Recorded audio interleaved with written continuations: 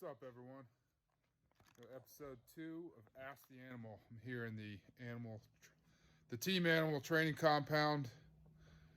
I'm getting ready to work out here in a little bit, but I figured I'd tackle a few more questions while my food's still digesting and my pre-workout's kicking in. So,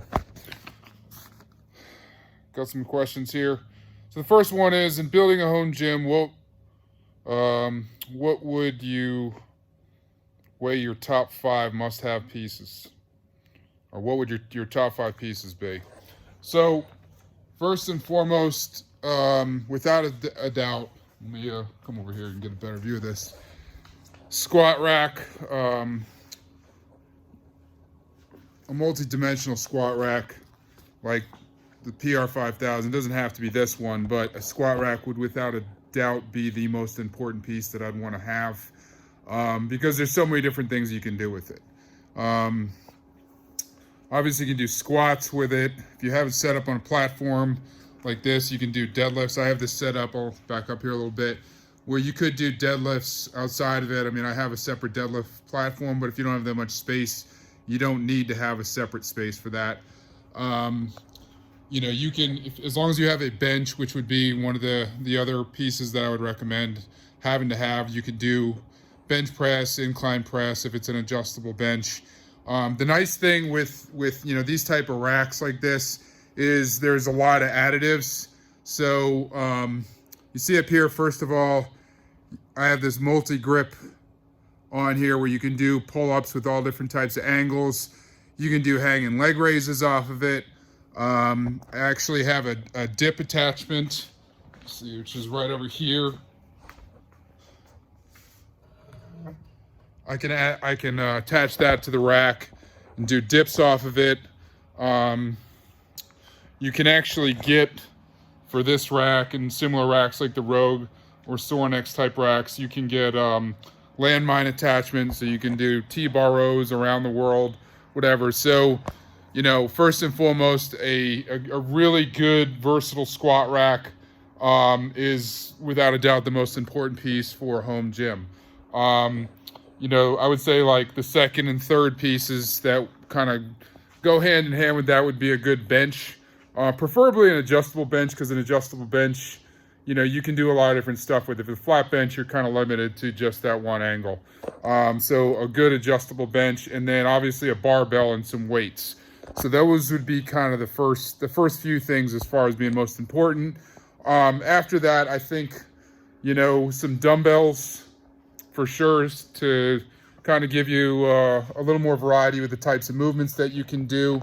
And then, maybe even some kettlebells, because that's going to, give you a few more conditioning type exercises that you can throw in. And I would say, after that, things I would look at would be maybe some form of sled for conditioning, and also a GHD that can be used for glute ham raises, back extensions, sit-ups.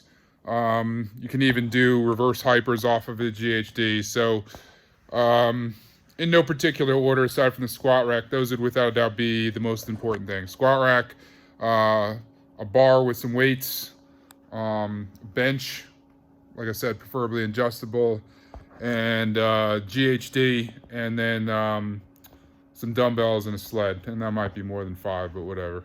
Who wants to limit themselves to 5 things? So, all right, so let's see what else we got here. I train at a home gym and want to maximize my time as well as focus on building muscle. Would you suggest training muscle groups individually or work opposite muscles as supersets?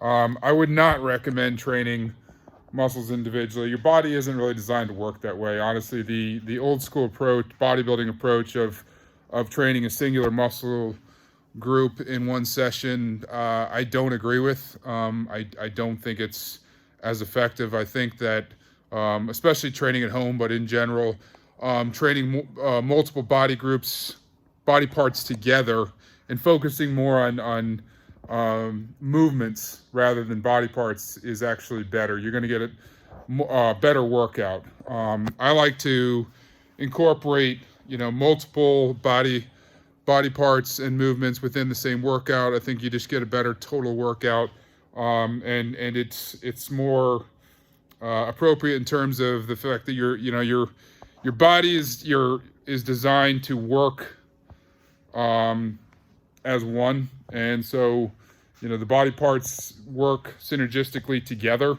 to perform movements. Your body isn't meant to work in isolation.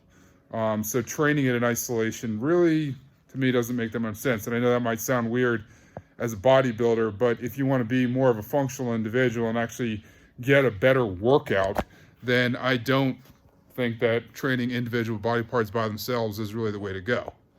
So what else we got here? Now that the Team Animal training facility is up and operational, do you have any new pieces planned? When can we get an official tour?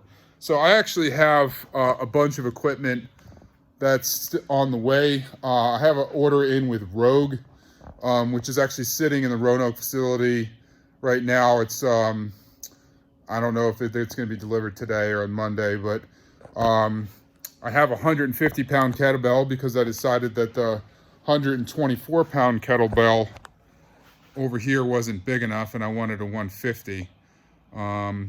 Bigger's better, So I got that. I also have a 3-tier dumbbell rack, and which is going to go with the dumbbells that I ordered. So all these are being replaced. I'm actually going to end up selling the ones I have because I'll have a full new set of dumbbells from Fitness Empire, 5 to 100 pounds. I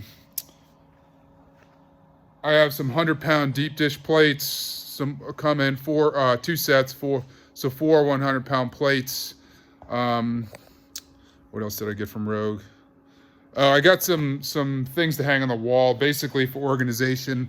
Over here on each side of the squat rack, on those metal braces, I have some 24-inch kind of hangers on each side that can hang belts, bands, and any other accessories, just so it's a little more organized. I don't want stuff on the floor. I want it to be kind of neat and easy to see and very accessible. So I got that Rogue order coming in, and then kind of the big stuff, which it might still be a couple more weeks before I get. I have a leg press, a hack squat, a lateral raise machine, a leg extension, and then a full set of dumbbells, 5 to 100 pounds, that are on the way. So once all that comes in, I plan on doing an updated tour. Things are kind of more in order than they were back in Thanksgiving when we were kind of rushing to get everything in here. But once everything is more or less complete, I will do a full tour. But that's kind of what I have queued for new equipment coming in. At that point, I think I might take a break from spending money for a while and just enjoy everything that I have, because I'll essentially have everything that I need, and then some. So, let's see what else we got here. I see in your collection you have a lot of different plates, iron, rubber-coated, bumper plates, and competition bumper plates. Do you have a preference, or is weight just weight to you? I wouldn't say that weight is just weight. I definitely do like certain plates over others. When this all started, I was in my little building, which is 14 feet by 26. And, that was when the whole shutdown happened. And really, I really was just trying to get a hold of some weights so that we had enough for all of us to use. And so I was buying whatever was available. Having said that, I got some decent plates, but, I got some bumper plates when I went to Carolina Fitness Equipment, and then I bought some used plates there. And then off Facebook Marketplace, I found some other used rubber-coated plates that are nice, and they're coming in handy on my plate-loaded machines right now. And then, I ended up getting my huge order from Rep Fitness. I'll come over here. These plates here, just pick one of these up. So these are kind of my favorite. I really like these. I like the way they look. I like the feel. They're easy to carry. They seem to be pretty precise. For just iron plates, they're nice, you know. On the deadlift area, you know, I decided to get a full set plus of competition bumper plates, which are nice because I keep this separated, and these just get used for deadlifts. You know, the Rogue 55-pound competition bumper plates, I bought those back when I just needed to get more weight, and there happened to be somebody who lived 2 miles away from me selling them, so I grabbed them. But the rep competition bumper plates to go with the deadlift platform, those would just be kind of my deadlift plates, and I do really like them. You know, kind of looks cool to, like you're lifting a giant box of crayons each time you do deadlifts. So I wouldn't say that I have a really strong preference on plates or anything, but you know, it's cool that they look good, and I do want them to be precise, and I want them to look like shit. I'm very big on symmetry, so I'm one that I can't put one type of plate on one side of the bar without having the exact same thing on the other side.